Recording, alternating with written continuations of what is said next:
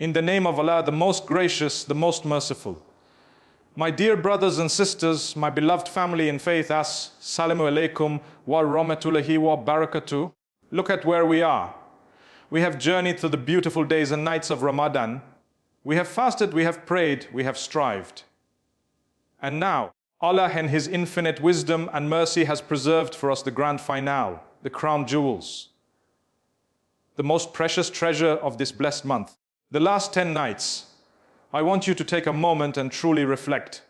Look back at the journey of this sacred month, from that first tentative day of fasting, perhaps with its fatigue and its spiritual rust, to where you stand now. You've been climbing a magnificent mountain of blessings, step by step, day by day, dua by dua.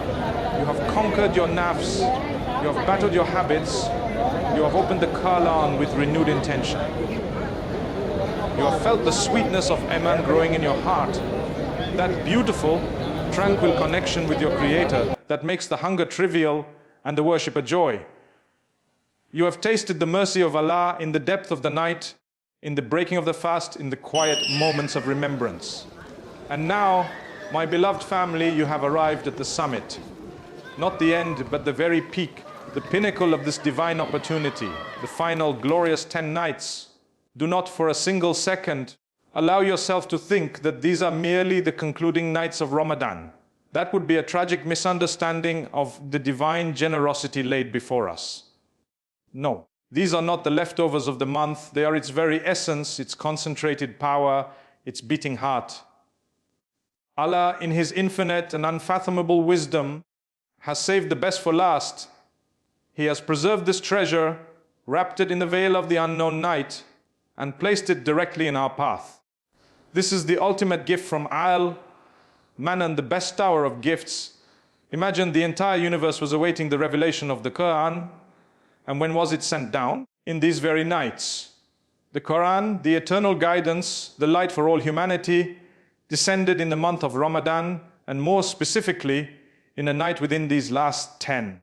So what does that tell us? It tells us that these nights are soaked in revelation, drenched in divine light, and charged with the energy of heavenly decree. This is the period the Prophet Muhammad, peace and blessings be upon him, would strive in worship like at no other time. He would tighten his belt, metaphorically and physically. He would awaken his entire family. He would devote himself entirely to worship, seeking out that one singular night. Why? Because within this stretch lies Laylatul Qadr, the night of decree, the night of power, and Allah Himself describes it in Surah Al-Qadr as being better than 1,000 months. Let that resonate in the chambers of your heart. 1,000 months. That is over 83 years of continuous worship, 83 years of prayers, of fasting, of charity, of striving in the path of Allah. The reward of all of that, the spiritual weight of an entire lifetime of devotion, is compressed into one single night. One night. This is not a metaphor. This is the divine economy of mercy. This is Allah saying to you, "O my slave, you may have come to me late in your life. You may have missed years. You may feel the burden of your shortcomings. Here, take this opportunity. Catch up, excel. Win a reward so vast it can transform your entire record. Think of a farmer who has toiled for an entire season planting, watering, weeding. And then comes the harvest. These 10 nights are the harvest of your Ramadan. All the spiritual seeds you have sown, the patience of your fast, the humility of your prayers, the compassion of your charity, they are now ready to be reaped in abundance. But the harvest requires your presence. It requires you to step into the field with your sleeves rolled up. You wouldn't sleep through the harvest, would you? You wouldn't be distracted when the most valuable crop of your entire year is ready to be gathered. So here you are. The field is open. The angels are descending with the permission of their Lord, carrying every matter of peace, mercy, and decree. The very atmosphere between the earth and the heavens is thick with divine activity. And you have an invitation to be part of it. This is your personal divine appointment. The King of all kings, the Lord of the worlds, has set aside this time for those who sincerely seek Him. This is your audience with Al-Malik, Al-Quddus, As-Salam. When you stand in prayer in the depths of these nights, you are not just performing a ritual. You are entering the court of the Most High. You are standing before Him, away from the eyes of creation, in a moment of profound intimacy. This is where hearts are laid bare, where tears are the truest language, and where a single, sincere Ya Rab carries more weight than 1,000 eloquent speeches in the world.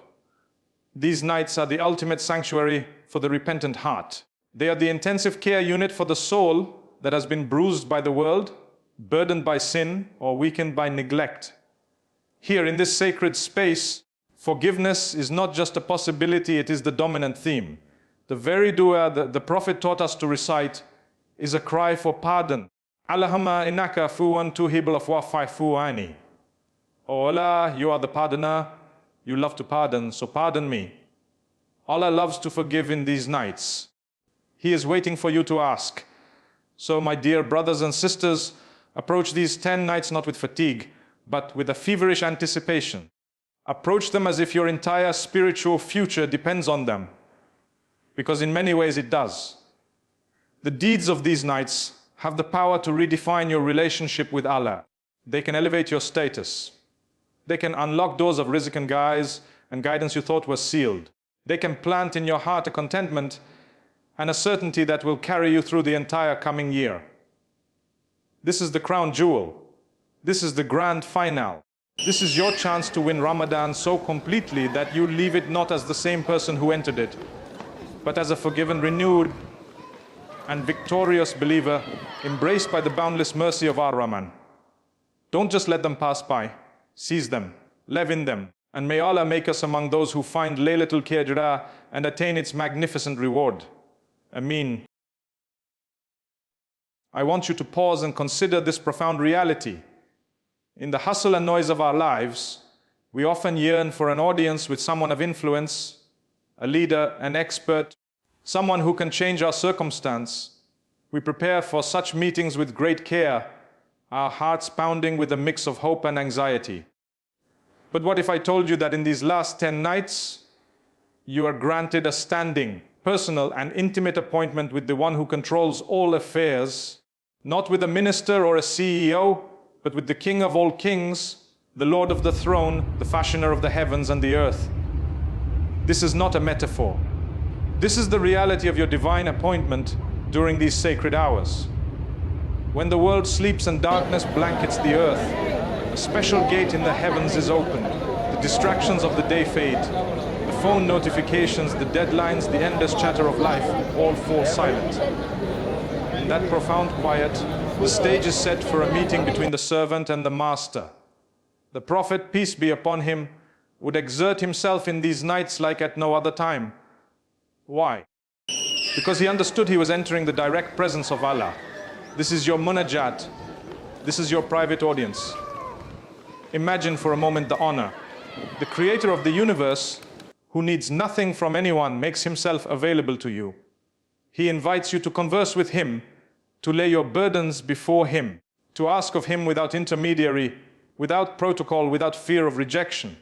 In these nights, the verse resonates with life-altering force. And your Lord says, "Call upon me, I will respond to you." This is the promise. Your dua in these moments is not just heard, it is received with a divine eagerness to respond. Think of your heart as a locked chamber. Throughout the year, it accumulates rust. The rust of heedlessness, of minor sins, of worldly preoccupations that layer over its pristine purity. Ramadan begins to polish that lock. The fasting, the Quran, the charity, they start to clean it. But these last 10 nights, they are the master key. This is when the lock clicks open and the chamber of your heart is laid bare before its owner. This is the time for the most sincere, unfiltered conversation you will ever have. It is in this audience that you can say, "Why Allah, you know what is in my heart, even when I cannot find the words. You see my pain, my fears, my secret hopes, my deepest regrets. Here I am. Forgive me, guide me, accept me." This is where you move from a transactional worship, performing acts for reward, to a transformational communion. You are not just a servant fulfilling a duty, you are a beloved confiding in the most loving. And what do you bring to this appointment? You bring your most valuable asset, your sincere repentance. In these nights, Allah's attribute of Al-Afu, the Supreme Pardoner, the one who erases sins completely as if they never were, shines with majestic intensity. He doesn't just forgive, He loves to forgive. He is waiting for you to turn to Him so He can envelop you in that pardon. Your past mistakes, your feelings of unworthiness, the heavy chains of guilt you've carried, this is your moment to lay them all down at His door and walk away free. This audience is your chance for a spiritual rebirth, to have your scroll of deeds for the coming year written with the ink of mercy and favor. The angels are descending with the decree, and your sincere tears, your heartfelt dua, your standing in prayer can influence the very content of that decree for you. You are in these moments actively participating in shaping your destiny through your devotion. So, my beloved, when you stand for tahajjud in the last third of the night, do not see it as a heavy prayer. See it as your private meeting that has been scheduled since the beginning of time. Prepare for it. Before you sleep, intend with conviction that you will wake up for this audience. When you rise, perform wudu with the consciousness that you are purifying yourself to stand before the All-Pure. And when you raise your hands in the quiet darkness, know with absolute certainty that there is no veil between you and Allah in that moment. Speak to Him as your closest confidant. Whisper your gratitude, cry out for your needs, plead for your loved ones, for the Ummah. Be specific, be persistent, be hopeful. This is the essence of worship connection. And in these 10 nights, that connection is at its purest, its most potent. Do not let this appointment pass you by for an extra hour of sleep or the fleeting distractions of a screen. You would not miss a meeting that could secure your worldly future.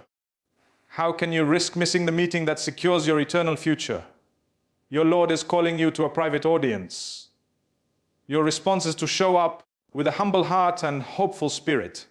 If you do, you will leave this Ramadan not just having fasted and prayed, but having truly met your Lord. And a heart that has met its Lord is a heart that is forever changed, forever at peace, forever victorious. That, my dear brothers and sisters, is the ultimate win. May Allah grant us the honor of His gracious audience and accept our humble efforts. Ameen.